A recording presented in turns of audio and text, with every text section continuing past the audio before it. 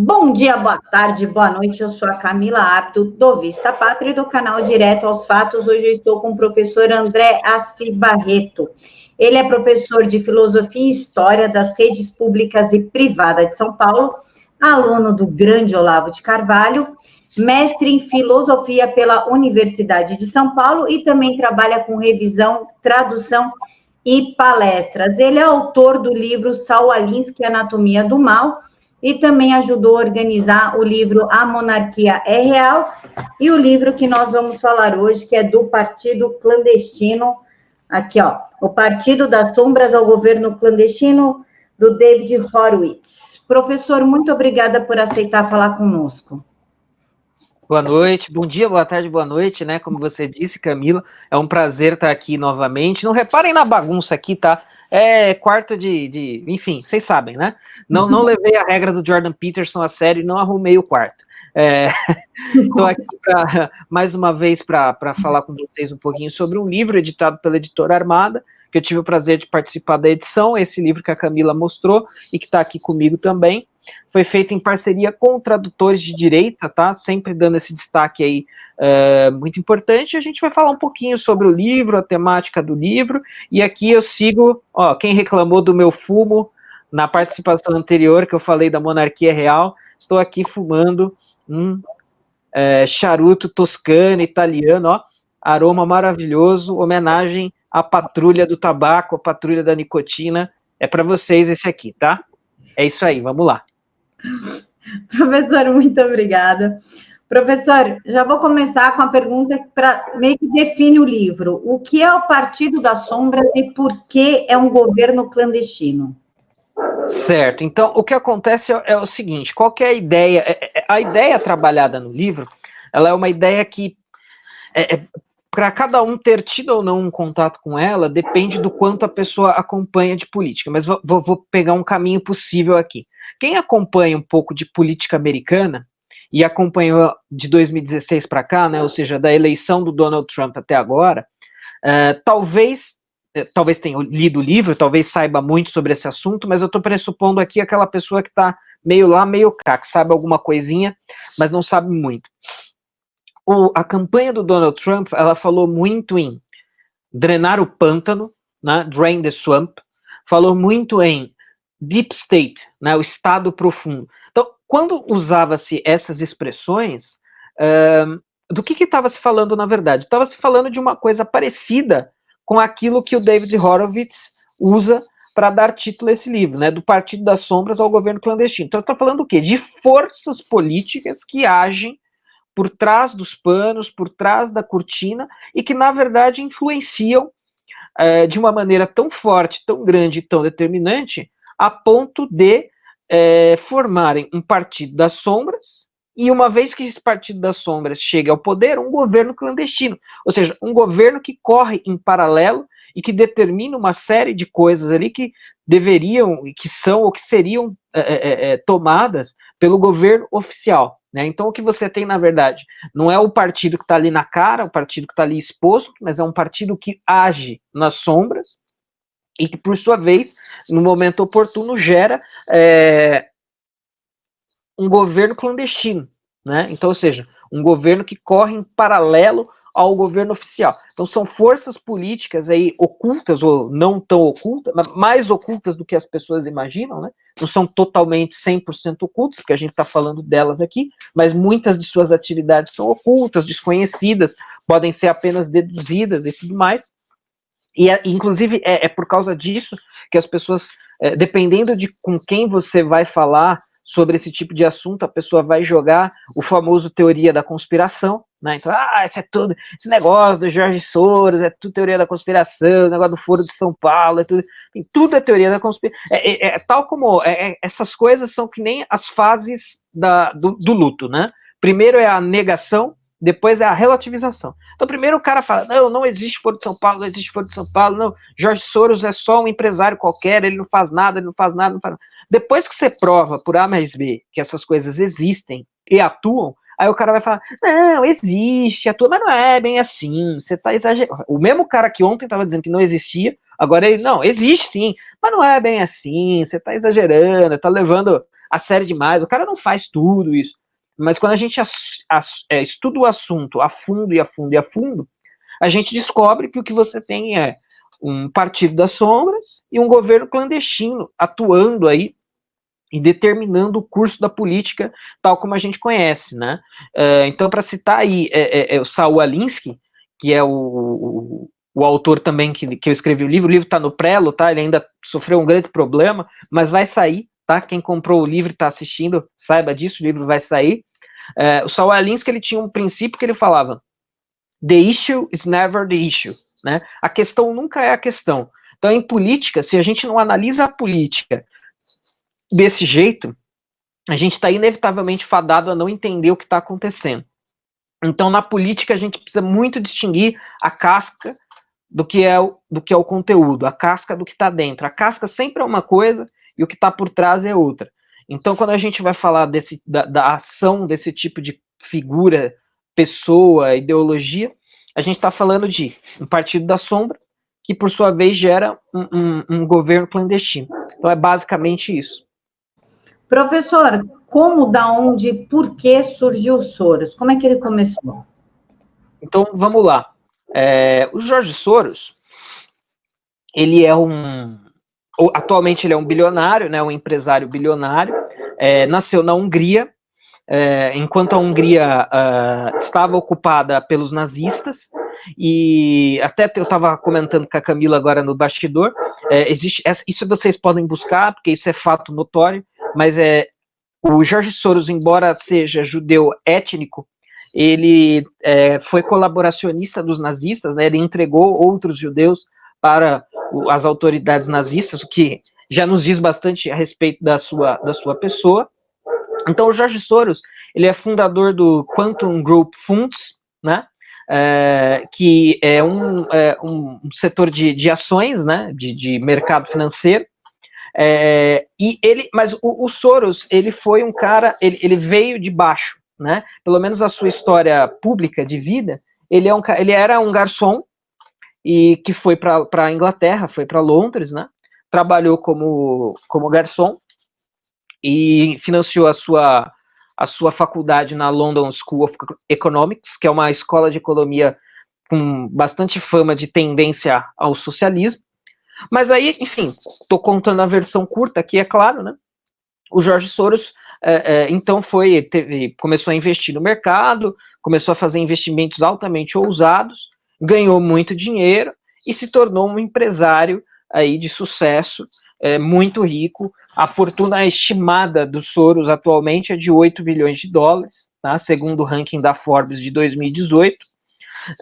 E esse é o Jorge Soros. Mas até aí, parece até uma história, tirando a parte de um judeu que entrega outros judeus para nazistas, mas se a gente remover essa parte, parece que é a história de alguém interessante. Pô, a história de alguém que venceu na vida, veio de baixo, ficou rico. Até aí, beleza. Então, qual que é o problema com esse cara? Bom, a partir de um certo momento da sua vida, principalmente a partir da década de 90, o Jorge Soros, ele foi lá, pegou uma parte considerável da fortuna dele e colocou na sua organização de filantropia, supostamente, veja, estou vendendo aqui a coisa pública, tá? A sua fundação filantrópica, sua organização filantrópica, que é a Open Society, né? Então, a Open Society é o instituto, digamos, do Jorge Soros, onde ele usa, né, para financiar causas, ideias, enfim, que são causas e ideias que ele julga que devem ser financiadas e que devem ser patrocinadas.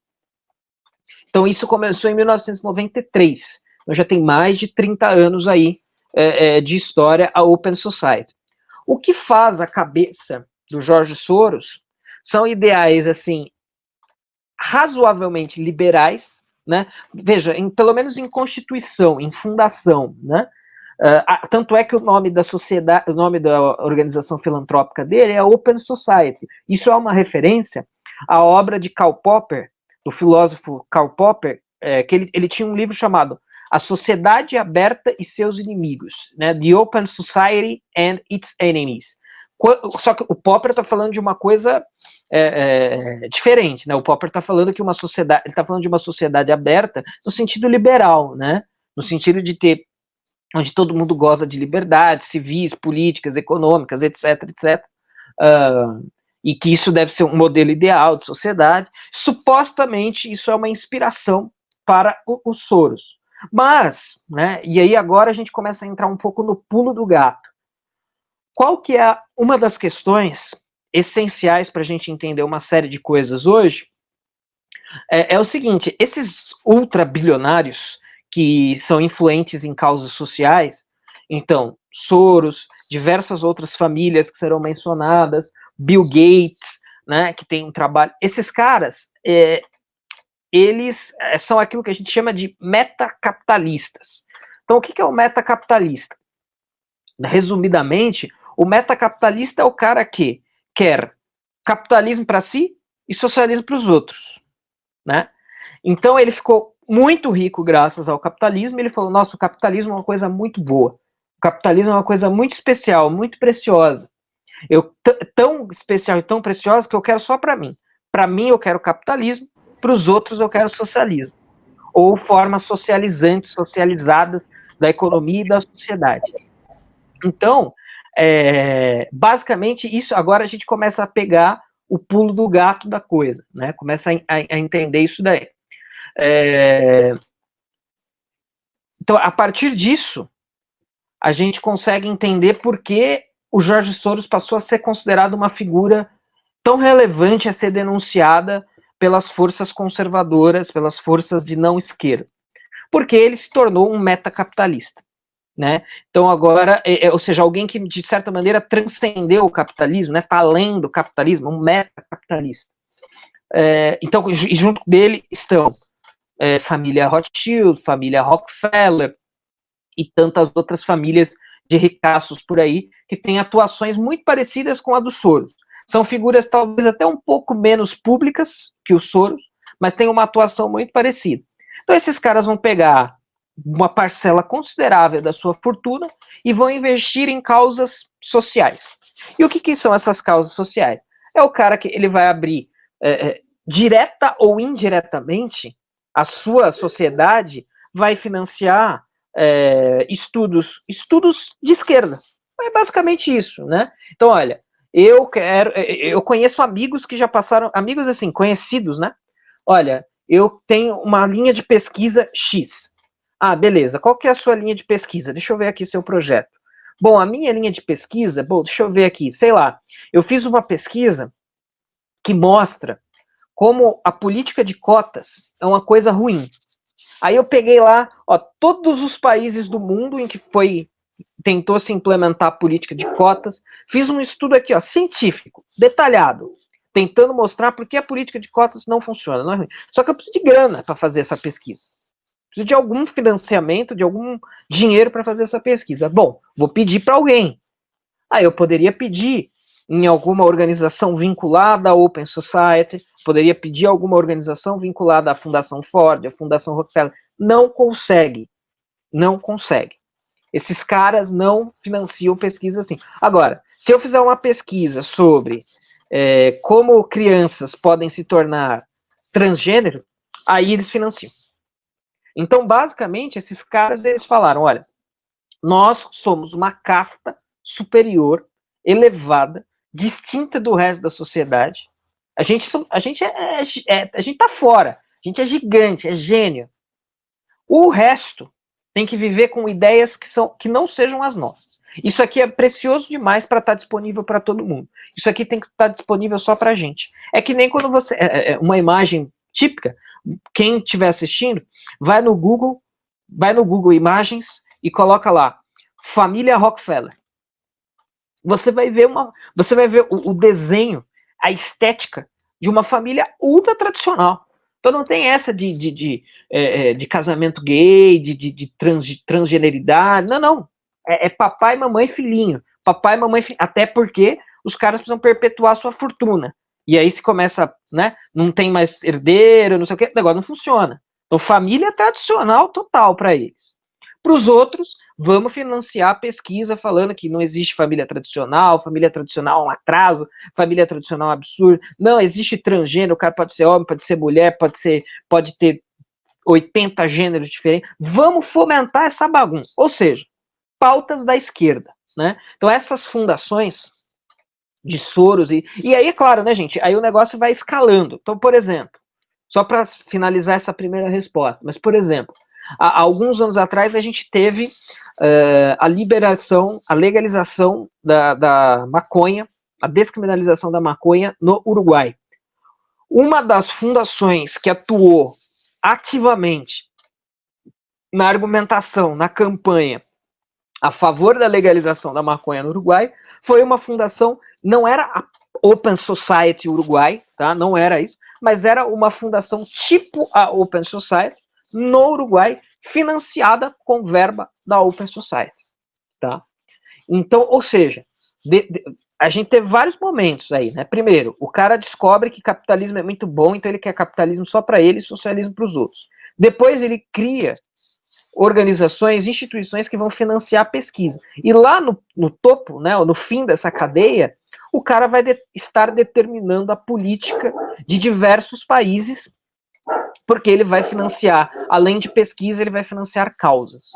Né? Então, diversas movimentações de rua, diversas pautas, e até algo como a legalização da maconha num determinado país vai ser influenciada pelo tipo de poder e de ativismo dessa sociedade. Alguém pode estar pensando, mas que interesse tem um bilionário húngaro em financiar a legalização da maconha num paizinho minúsculo, insignificante, entre aspas, como o Uruguai? Pois é, essa é uma pergunta que eu devolvo para os caras que falam que isso é teoria da conspiração, né? Então, para quem fala que isso é tudo besteira, vocês são os teóricos da conspiração, na verdade, vocês são antissemita, que vocês não gostam do Jorge Soros porque ele é judeu, não é nada disso, a gente vai refutar isso ao longo da fala. Mas, bom, tá bom, mas por que o cara tá pondo, por que o capitalista, porque na ótica da esquerda, todos esses caras, eles são só os capitalistas malvadões, e todo capitalista malvadão é um direitista. Né? O cara que tem mentalidade bolchevique, ele não consegue conceber que um empresário possa financiar a causa de esquerda. Aí a gente vai lá e mostra. Aí o cara... bom, eu que pergunto.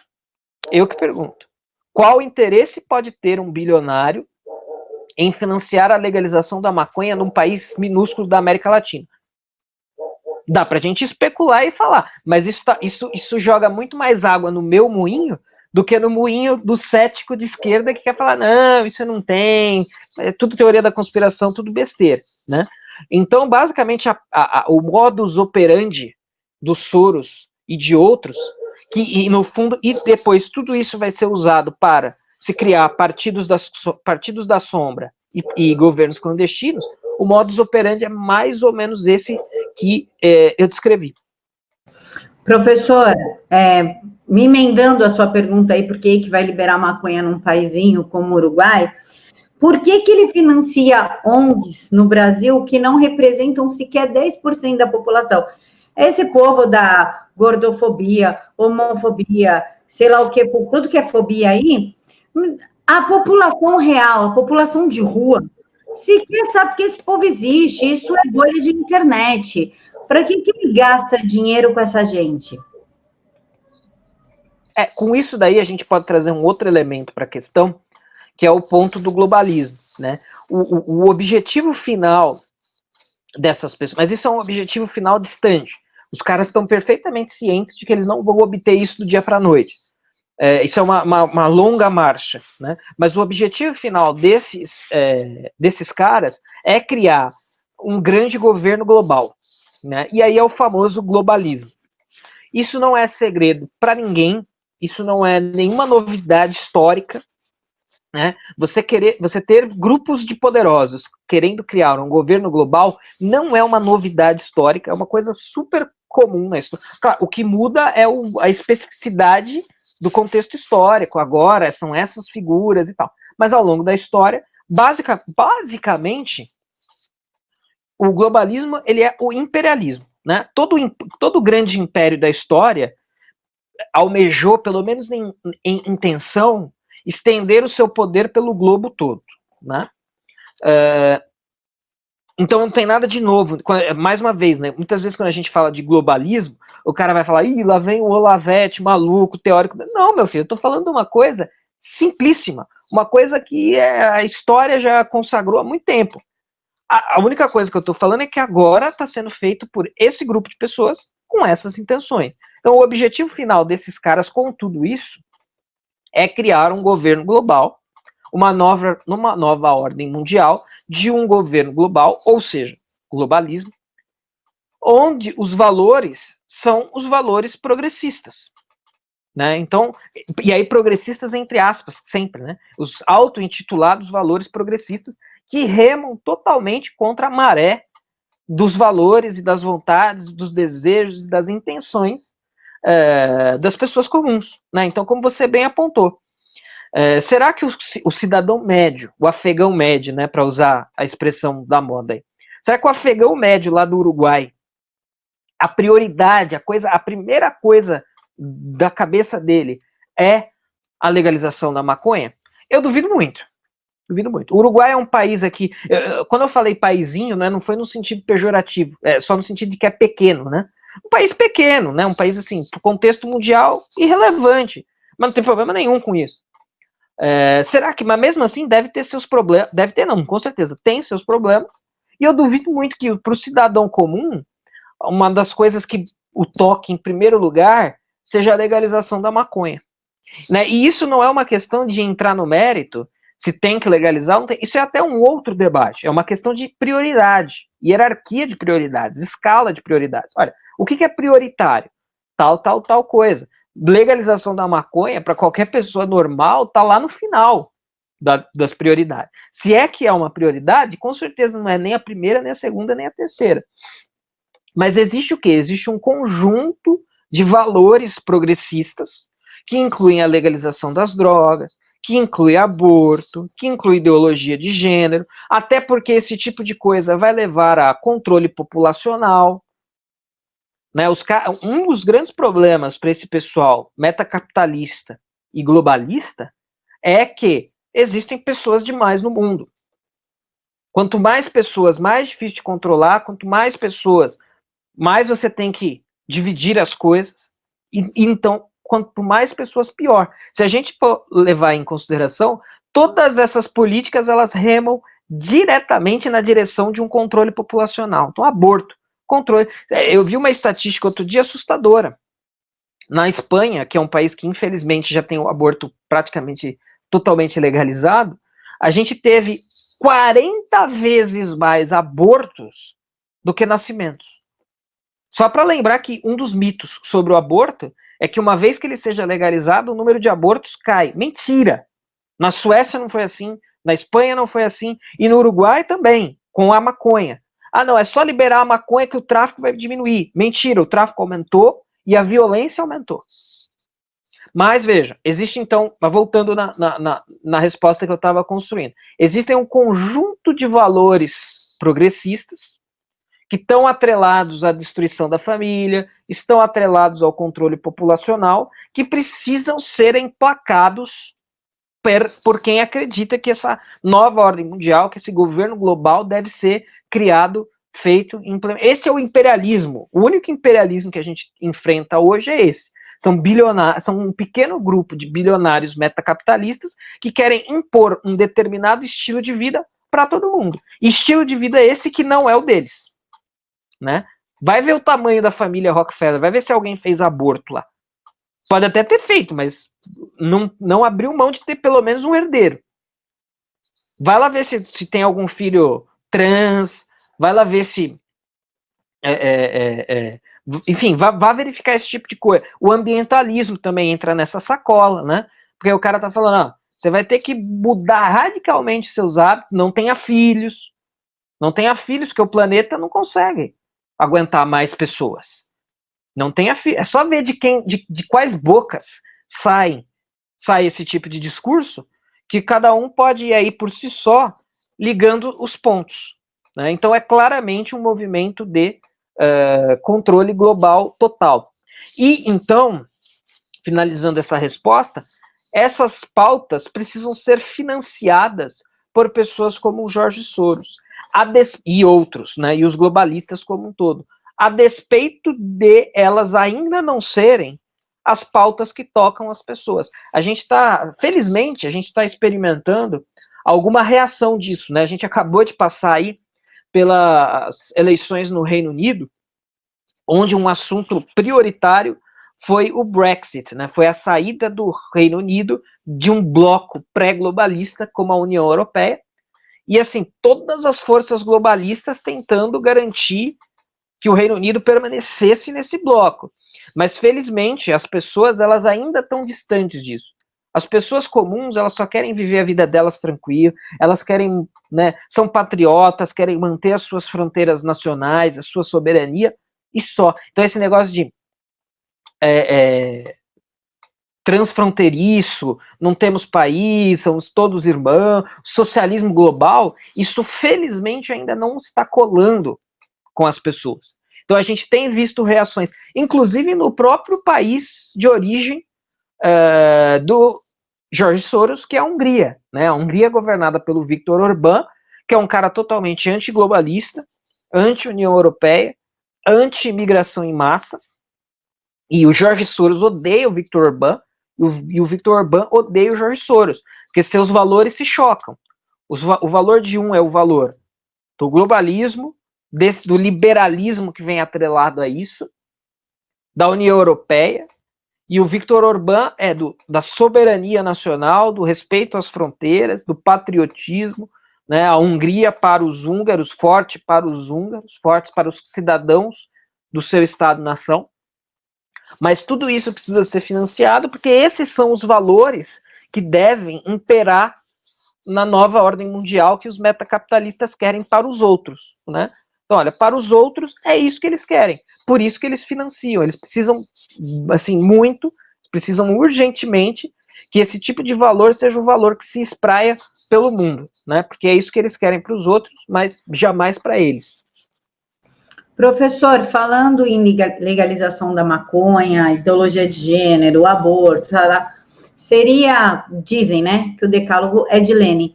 Seria uma forma de colocar o decálogo para, na realidade, destruir a família, que é a base de tudo da sociedade cristã? Não, sem dúvida nenhuma. Existe aí uma clara tensão entre discurso e prática, né? Então, todos esses caras, eles financiam coisas que eles não praticam.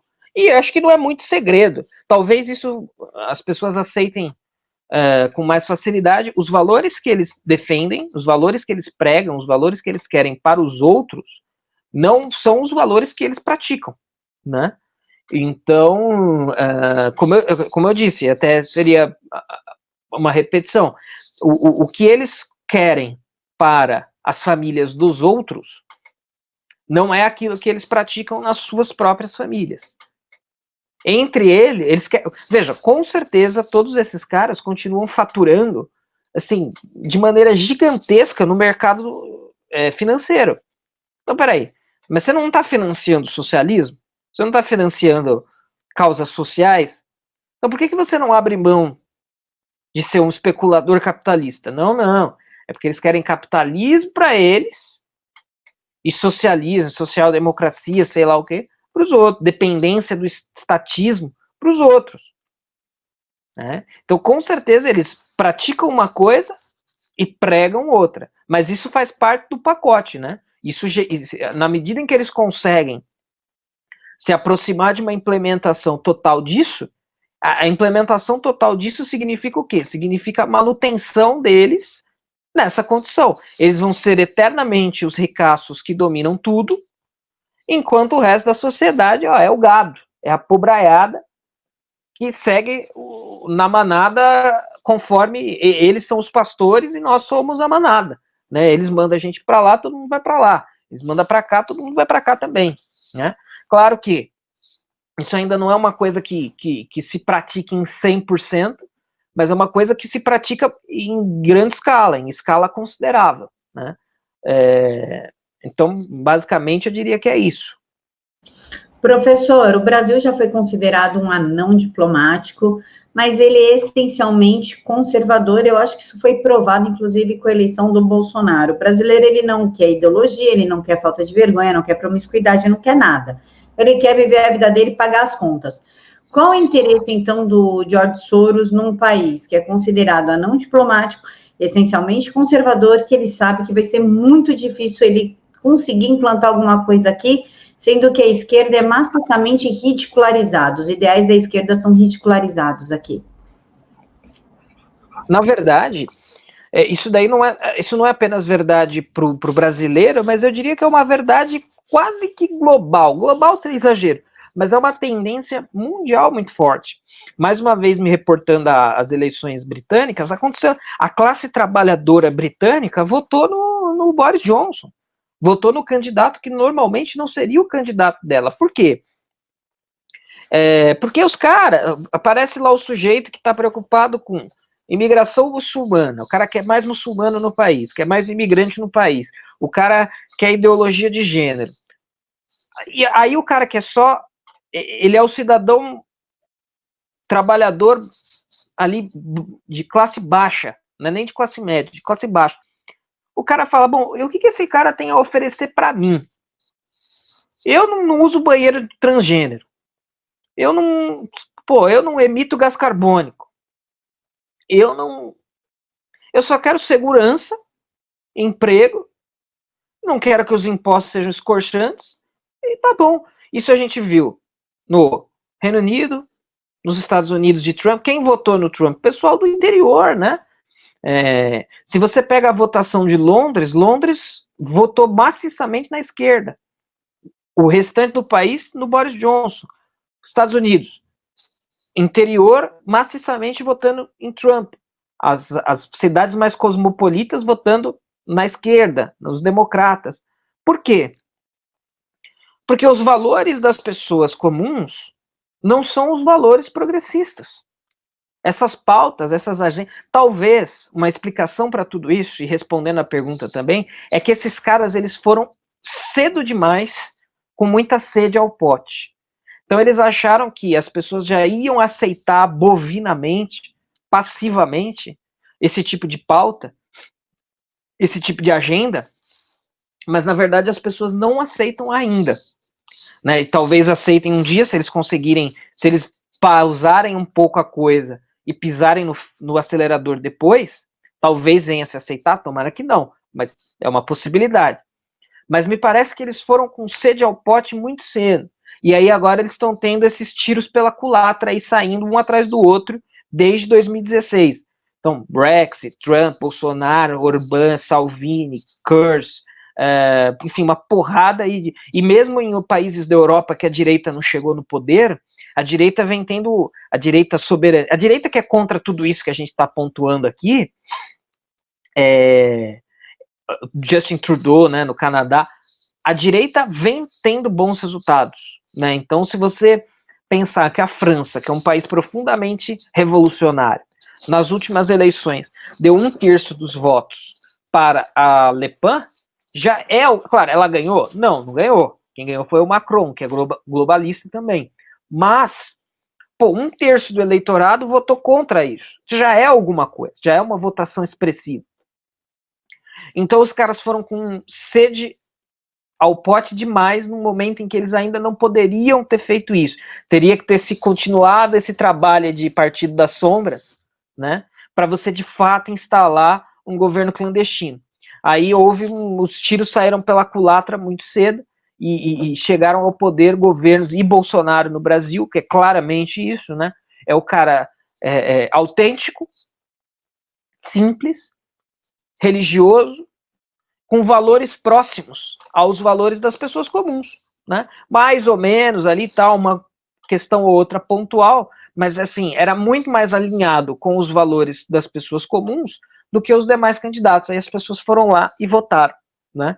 Então, me parece que a resposta para essa pergunta ela passa um pouco por isso. Os caras têm interesse nessa agenda, porque essa é a agenda de valores deles. Então, beleza. Num determinado momento, eles decidiram, olha, os nossos valores vão ser os valores progressistas. precisamos emplacar isso mundo afora. Como? Dando grana para pesquisa, pagando bolsa, depois influenciando a política. Beleza. Só que aí os caras acharam que já tinha chego num ponto onde não haveria mais reação, mas houve, né?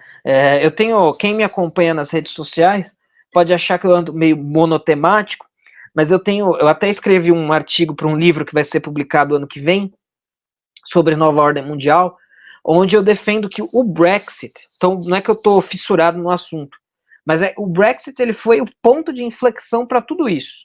Existem pessoas até mais ousadas que dizem que sem o Brexit, sem a saída do Reino Unido da União Europeia, aceita pelo povo no referendo, nem o Donald Trump teria sido eleito. O próprio Steve Bannon fala um pouco disso. Fala, olha, no meio dessa coisa toda, surgiu essa pessoa que você colocou na sua pergunta, Camila, o homem comum, que o Steve Bannon chama de little guy, o little guy acordou. Ele se revoltou. Ele falou, olha, não é isso que eu quero, isso não me representa, eu vou votar num cara autêntico e que represente aquilo que sejam os meus valores. Nos Estados Unidos tem um polemista, né, um pundit, como eles chamam lá, que é o Bill Whittle, que é ótimo, vale a pena ver os vídeos dele, que ele falou muito antes do Donald Trump ser eleito, ele falou, olha, o dia que um candidato à presidência aparecer num comício, aparecer num debate, sei lá, com uma arma na cintura, ele vai ser eleito. Claro que isso tinha um quê de simbologia e um quê de literalidade, né? Porque essa questão da arma, né, do armamento para o americano, ela é muito forte, ela é muito importante, ela é histórica, né? Muito mais do que é para a gente, por exemplo. Mas ele estava falando não apenas que o dia que aparecesse um candidato à presidência que defendesse o direito ao porte de armas, mas que defendesse as causas, os valores das pessoas comuns, ele seria eleito. E dito e feito, né? Esse cara era o Donald Trump. E foi lá e foi eleito contra as expectativas dos especialistas, contra o pessoal do globalismo que achava que não, a gente chegou num ponto em que a reação, a gente chegou aqui já. O pessoal que é contra a gente não vai conseguir, mas conseguiu, né? E ultrapassou. E aí elegeu-se Trump, Bolsonaro, Boris Johnson agora, o Brexit e tal, tudo mais ou menos, né? Não estou falando que todos são iguais, não estou fazendo uma análise de gaiato aqui, né? Existem ressalvas, nuances, diferenças, mas no geral foram eleitos esses caras que são contra essa agenda. Então, basicamente é isso. Né? Eu acho que é por aí a resposta da pergunta. Professor, qual é a relação entre George Soros e o Foro de São Paulo? Olha, vejam, apesar desse assunto ser um assunto que eu estudo com considerável interesse, eu não sou capaz de oferecer aqui nenhum link direto. Né? Eu desconheço assim, qualquer documento que nos permita fazer uma vinculação direta. Até mesmo porque os Soros e os globalistas e tal, eles estão vinculados. Claro que o fenômeno da esquerda mundial é um fenômeno unívoco, né? Mas esse pessoal da ala, Soros, globalistas, Fundação Open Society, eles estão muito mais vinculados à esquerda liberal americana, né? Nos Estados Unidos, o esquerdista ele é o liberal, né? É o liberal. Esses caras estão muito mais vinculados a essa esquerda do que a uma esquerda populista, trabalhista, como se vincula mais ou menos o Foro de São Paulo. É claro que todos esses caras da esquerda raiz, digamos, eles estão pouco a pouco, exceção do PCO aí, né? Mas os demais, eles estão aos poucos aderindo às causas progressistas, né? Eles estão acoplando as suas bandeiras, campanhas, manifestos, panfletos, etc. Essa coisa de banheiro trans, homossexualidade e tal, que nunca foram pautas dessa esquerda mais tradicional, mais raiz. Mas eles estão acoplando. E o Foro de São Paulo seria uma coisa muito mais assim vinculada a isso, a essa esquerda mais raiz de socialismo puro, né, socialismo de Marx, não sei o quê, do que esse socialismo mais fabiano dos globalistas e Open Society e Sociedade Fabiana e etc, etc. Então, assim, eu desconheço que haja um link direto, Mas é claro que existe muito mais comunhão de interesses e de objetivos e de valores do que provavelmente os próprios envolvidos estão dispostos a admitir. E eu acho que indiretamente um pode ter contribuído com o outro. Né? Diretamente eu não posso bater o martelo, mas indiretamente com certeza. Até mesmo porque, se a gente observar lá, o socialismo tradicional, digamos, raiz, ele também era imperialista. E, portanto, ele também era globalista. Se você observa o brasão da União Soviética, o brasão da União Soviética é uma foice e um martelo por sobre o globo. Né? Porque o objetivo era implementar o comunismo no mundo todo. Então, ou seja, os objetivos são mais ou menos o mesmo. Se vai ser o comunismo raiz, que a gente sabe que é impossível, que, portanto, não vai acontecer, ou se é esse socialismo mais esquerda americana, esquerda fabiana, não importa. Né? Esses caras são caras que divergem em 2, 3%. Né? Então, olha, não, eu acho que é comunismo, eu acho que é socialismo. Todos no mesmo barco. Né? Estão ali com 95% de acordo e 5% de desacordo. Então, estão no mesmo barco, estão se ajudando mutuamente, direta ou indiretamente. Então, mesmo que não haja, valeria aí uma pesquisa bem aprofundada, mas mesmo que não haja um link direto entre Soros e Foro de São Paulo, existe o link indireto de que os dois perseguem mais ou menos o mesmo objetivo, né? Um governo global com valores progressistas e que a gente poderia chamar de socialistas, de bem-estar social. Professor, o George Soros anda meio que presente aqui no Brasil, financeiramente falando, com as suas fundações, principalmente a fundação dele, a Open Society, está até no Sou da Paz, tem algumas ONGs feministas, inclusive. Qual foi a influência dele nas eleições petistas, nas 4 últimas eleições? Então, essa é uma resposta que se casa muito com a resposta anterior. Eu até acho, duas coisas que eu acho que é importante de serem pontuadas, e eu vou pontuar antes que eu me esqueça. Primeiro, eu estava até comentando com você no bastidor. O Márcio Scansani, que participou não, né, encabeçou a edição desse livro, ele tem uma tese que eu acho que é uma tese importante e muito válida. Ele diz o seguinte: o George Soros, ele é uma espécie de office boy desse movimento todo. Então é o cara que apanha de todo mundo entre aspas, né? Mas quem está atento a esse tipo de discussão e vai bater em alguém, bate no George Soros. Agora, existem muitos outros. Existem outros que a gente não sabe, ou não tem certeza, ou sabe e até tem certeza, mas por alguma razão não está falando, porque o George Soros é um cara mais público. Então não se trata apenas... Por exemplo, no Brasil, quem está caminhando... Vejam, cuidado com o que eu vou afirmar aqui. Né? Mas quem está se encaminhando para fazer uma coisa relativamente parecida com o George Soros é o Lehman, o Paulo Lehman. É um cara que, eu não posso aqui só encher a minha burra de dinheiro. Eu preciso financiar políticos, eu preciso financiar think tanks, eu preciso financiar ideólogos, pessoas, assim, sujeitos que vão pensar, que é o que o George Soros fez lá atrás. Né? Enchi o cu de dinheiro aqui, perdão da expressão, enchi o rabo de dinheiro aqui, agora eu preciso fazer aqui algumas outras coisas. Começa a financiar causas, pautas. Então, se a gente pensar, Tabata Amaral, que é uma pessoa diretamente ligada às instituições de José Paulo Lehmann, é mais ou menos esse tipo. Então, veja, o que eu estou falando? Eu estou falando que o José Paulo Lehmann elegeu a Tabata Amaral? Não estou falando isso. Então, a gente tem que tomar cuidado quando a gente procura esse tipo de elo. Né? Como eu falei, a gente precisa levar a sério o ensinamento do Alinsky, né? The issue is never the issue. Então, se a coisa está parecendo muito clara e evidente, é provável que não seja isso, porque em política é assim. Então, assim, não adianta a gente procurar por links diretos, porque essas pessoas elas não atuam assim. Esse também é o ensinamento do Saul Alinsky, né? O Saul Alinsky falava, olha, os caras que vão lá protestar na frente do Partido Democrata são idiotas. Você não tem que protestar na frente do Partido Democrata. Você tem que vestir um terno e ir lá para dentro, influenciar o negócio de dentro. Né? Então, veja, realmente um trabalho de sombras. uma coisa clandestina. Então não adianta a gente procurar muito também o zelo. É claro que vão existir, né? Esses elos eles vão existir e eles vão escapar cedo ou tarde, hora ou outra, para algumas questões e outras. Mas não adianta também a gente ficar buscando esses elos diretos, porque eles não vão ser facilmente encontrados.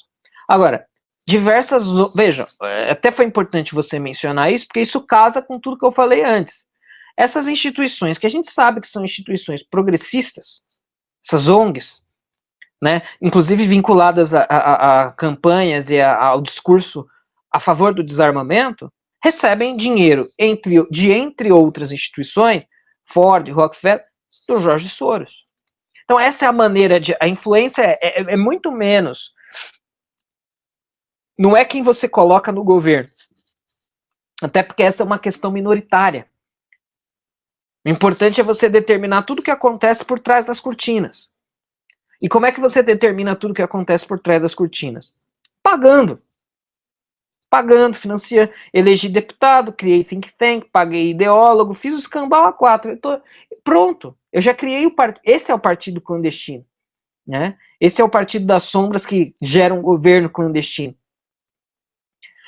Então, assim, certamente o Brasil está nessa rota. Né? Certamente o Brasil está nessa rota, está nessa conta, por meio dessas instituições, dessas ONGs, de alguns políticos.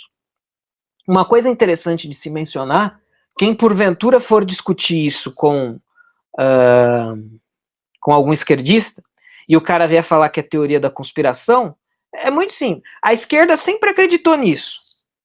Isso que a gente está falando aqui, sempre existiu no discurso da esquerda. Só que de outro lado. Então, sei lá, você pega a Fundação Atlas, nos Estados Unidos, que é de fato uma fundação uma liberal econômica, né, liberal capitalista. Eles também têm os seus financiamentos ao redor do mundo. Eles também fazem isso. Quantas vezes a esquerda americana, porque os irmãos Koch financiam a Fox News. Pois é, realmente. Assim como o George Soros financia a tua ONGzinha. Por que você pode falar isso e eu não posso falar isso que eu estou falando? Por que falar do George Soros é teoria da conspiração, falar da Fundação Ford é teoria da conspiração, falar da Fundação Rockefeller é teoria da conspiração, mas falar dos irmãos Koch não é teoria da conspiração, falar da Fundação Atlas não é teoria da conspiração? Então, que se alguém tiver a oportunidade de discutir com essas pessoas, esse discurso aqui não é um discurso reacionário. É um discurso que a esquerda fazia até ontem e continua fazendo. Só que ela vai fazer com quem? Com quem incomoda ela. Né? Para a esquerda tem dois problemas aí. Primeiro, eles não vão fazer isso porque esses grupos e essas instituições estão financiando causas que são caras a eles. Primeiro ponto. Segundo ponto, para a esquerda é muito doloroso admitir que eles estão recebendo dinheiro de empresários. Né? Porque alguns esquerdistas, não, porque nós somos defensores do povo. Nós agimos e atuamos em defesa do povo. Então a gente não aceita dinheiro de empresários capitalistas malvadões. Aceita sim. Aceita sim. Mas o empresário é um capitalista malvadão, jamais que ele vai financiar uma causa esquerdista. Vai sim. Vai sim. E isso é fácil de provar. Né? Boa parte desses direcionamentos são públicos. Se qualquer um pode ir no site da Fundação Ford, no site da Fundação Rockefeller, no site da Open Society, e ver para onde que eles distribuem o dinheiro deles. Né? Isso é uma coisa que pouca gente faz, mas quem fizer vai descobrir. E aí você vai ver, não existe nenhum think tank conservador financiado por esses caras, não existe nenhuma pesquisa conservadora financiada por esses caras. Então eles estão financiando o quê? As pesquisas, as causas, as ONGs de esquerda. Não é segredo nenhum. Então, acredito que seja por aí. Professor, nós não temos somente o Soros, nós temos a Fundação MacArthur, a Rockefeller, inclusive o Rockefeller ajudou a liberação feminina, né, o feminismo, falando que assim ele poderia taxar mais da metade da população se as mulheres passassem a trabalhar fora, e poderia ter melhor manipulação das crianças se elas ficassem nas escolas aí em tempo integral. Quem contou isso, inclusive, foi um amigo dele numa entrevista, falando que o Rockefeller afirmou isso a ele, que ele financiou o feminismo para poder taxar mais da metade da população e ter acesso aos filhos, né?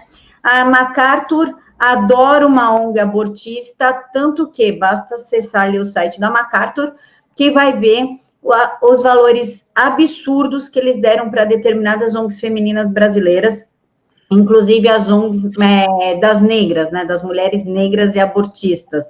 Por que somente se fala e enaltece o George Soros, enquanto essas outras ONGs, são 12 famílias, para falar a verdade, as principais são a MacArthur e a Rockefeller, enquanto eles trabalham ali nas sombras, digamos assim?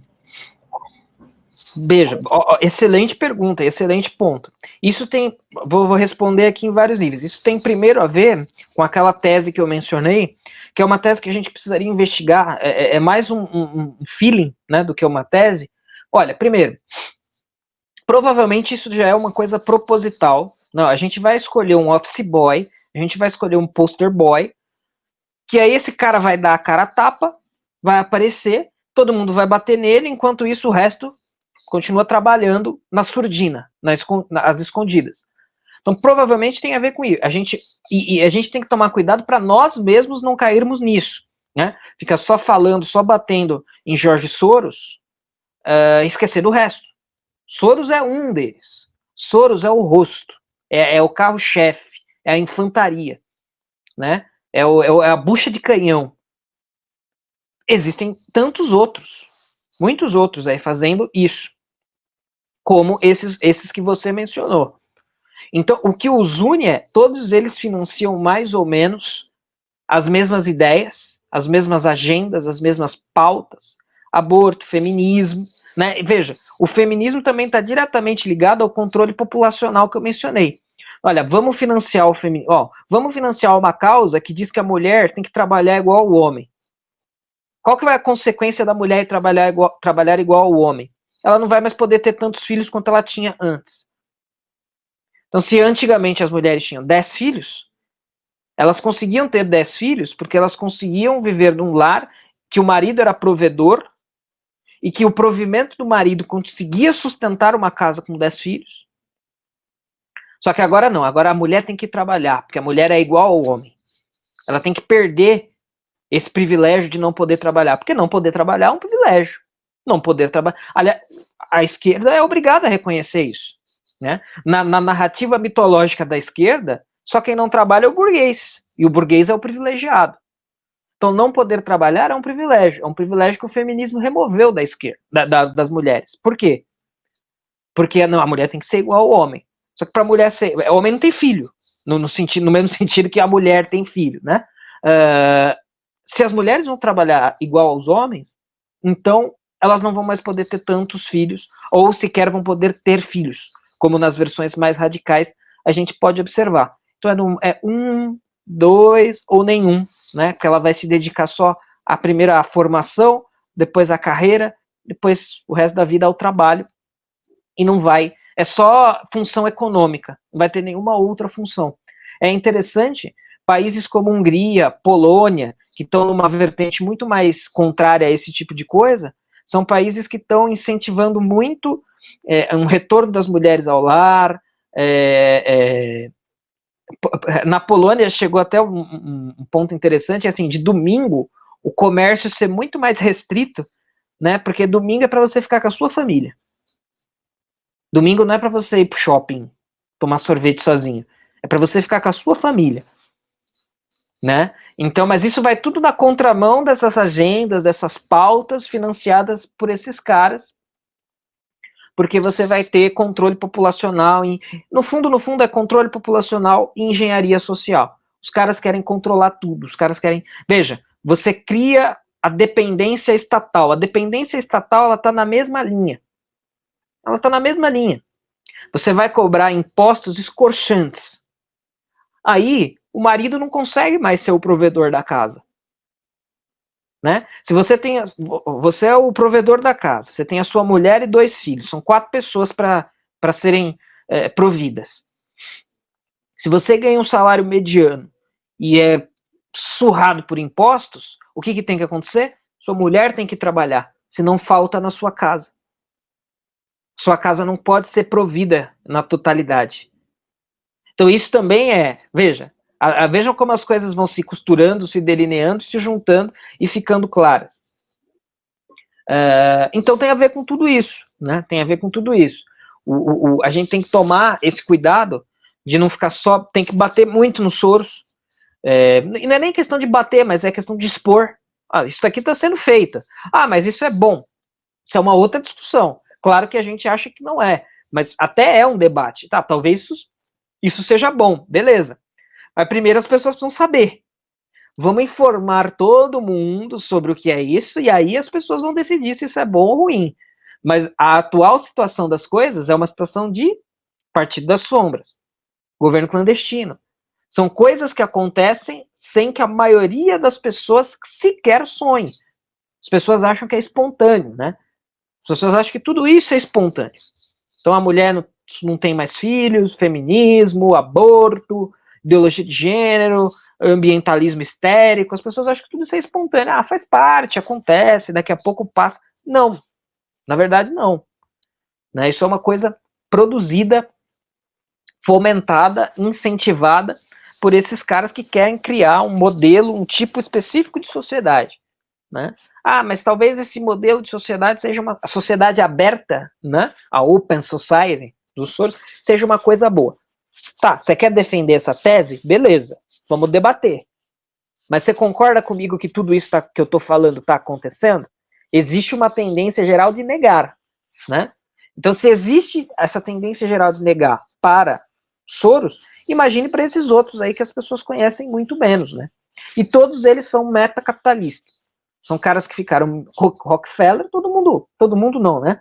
Mas a maioria das pessoas deve conhecer a história do Rockefeller, né? O grande da indústria do óleo, depois, né, do petróleo, nos Estados Unidos. Que é uma história parecida, né? Os caras começam por baixo, aí eles ficam podre de ricos, graças à economia de mercado, e chega um determinado momento que eles querem a economia de mercado só para eles. Isso aqui é bom demais. Então, é um capitalismo privatizado, né? Privatizado para eles e negado para os demais. Para os demais tem que ter socialismo, tem que ter todas essas pautas que as pessoas comuns que tendem a ser conservadoras são contra. Né? Então, assim, o que eu diria para encerrar é quem sair desse vídeo aqui interessado por esse tipo de assunto, perdão, busque também informação sobre todos esses.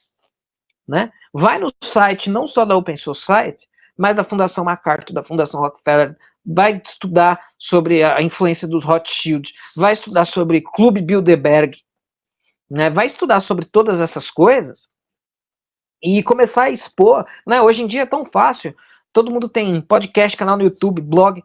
Vai expor isso, mano. Vai expor isso. Porque uma coisa que esses caras querem é continuar o máximo possível na surdina. O máximo que eles conseguirem atuar sem dar muita bandeira, para eles, melhor. Quanto mais gente estiver denunciando, pior para eles. Né? Então, eu acho que essa é a mensagem. O pessoal fala tanto, por exemplo, da família Marinho no monopólio da informação, mas quem, na verdade, é o magnata da informação é a família Murdoch, né? Murdoch. E nem se ouve falar no nome deles. A direita precisa correr mais atrás de quem realmente controla, querendo ou não, as nossas vidas. Professor, existe alguma diferença pontual entre Rockefeller, a MacArthur e o Soros? Que me vem à mente agora, imediatamente, eu desconheceria. Não sei te precisar. Mas eu sei que, no geral, né, de maneira genérica, todos eles atuam e militam mais ou menos pelas mesmas causas, mais ou menos pelas mesmas bandeiras. Muitas vezes, uma coisa que também pode confundir as pessoas. Muitas vezes esses caras, é claro que eles vêm de longa data financiando isso daí, né? Agora, não seria surpresa se a gente descobrisse, a gente citou aqui diversos políticos, né, que supostamente estão contra todos esses movimentos. Mas não seria surpresa se a gente descobrisse, é só um exemplo hipotético, tá? Um exemplo hipotético que eu vou dar aqui agora. Então a gente vai descobrir daqui 10 anos, sei lá, que o Boris Johnson recebeu uma grana dos Rockefeller. Estou aqui chutando uma coisa totalmente aleatória. Não seria surpresa e não seria contraditório. Por quê? Porque esses caras, eles são tão ricos e eles têm tanta liberdade para torrar essa grana deles, para ficarem mais ricos ainda, que, na verdade, eles podem investir nos dois lados. Eles podem investir em tudo. Claro que se eles fazem isso é porque não são dois lados, é um lado só. Mas na aparência de dois lados, eles podem investir nos dois lados, porque os dois lados são lucrativos para eles. Né? Então, se a gente descobrir que uma dessas fundações, na verdade, por algum momento, deixou de financiar uma causa, uma instituição, etc., progressista, isso não seria nenhuma surpresa. E não seria contraditório. Ninguém vai poder levantar o dedo e falar: ah, seu louco, você falou que ele só financiava esquerdista, olha ele aqui financiando tal coisa. Não. Não, porque eles fazem isso porque eles também ganham do conflito. Né? Que exista algum conflito também pode ser um cenário possível em determinados contextos positivo e lucrativo para esses caras.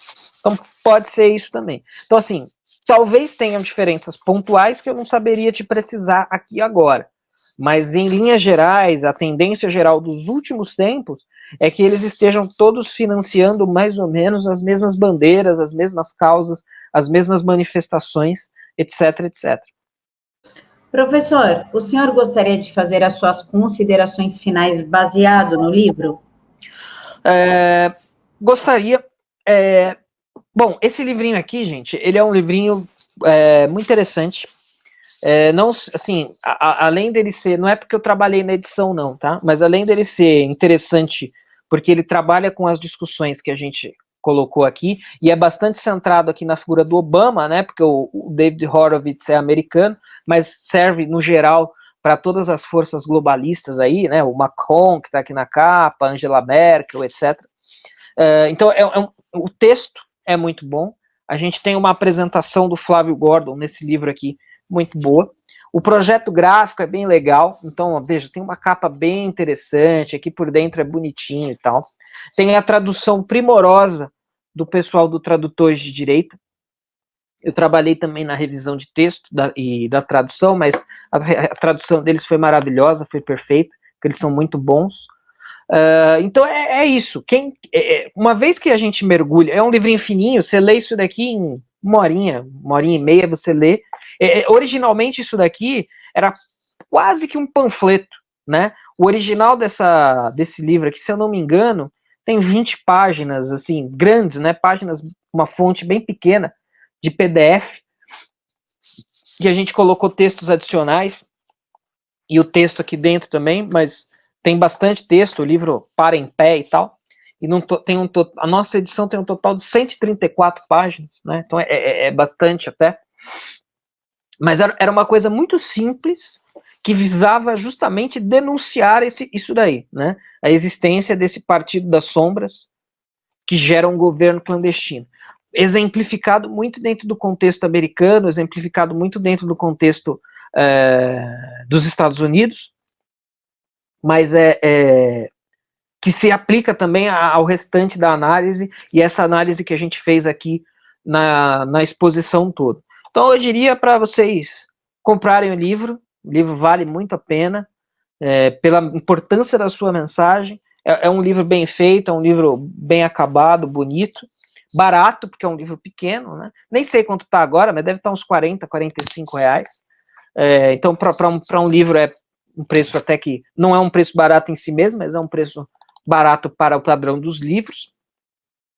E é basicamente isso. Essa mensagem aqui continua importante, continua urgente, e é importante que o esforço de cada um em estudar e dar uma divulgada nessa mensagem é muito grande, porque os loucos, entre aspas, que se dispõem a tratar disso daqui são poucos.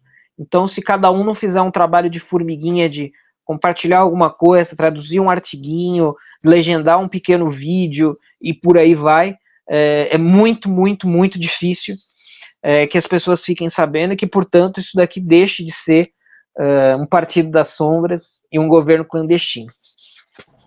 Pessoal, o livro é fininho, tá? Dá para ler em um dia. Tem bastante figurinha, tá? Tem uma folha preta, sim.